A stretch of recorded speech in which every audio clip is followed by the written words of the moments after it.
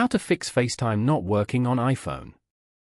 To get started, first of all go ahead and open up the Settings application on your phone. Once you're here, scroll down to the end and tap on Apps.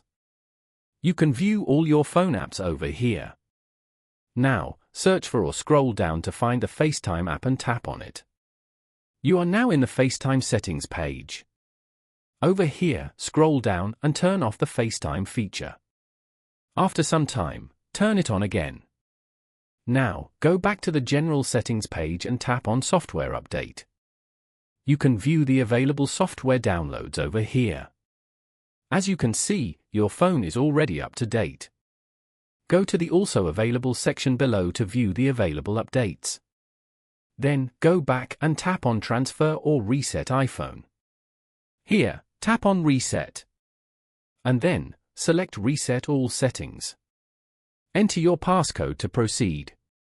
Following these steps, you can easily fix FaceTime not working on iPhone.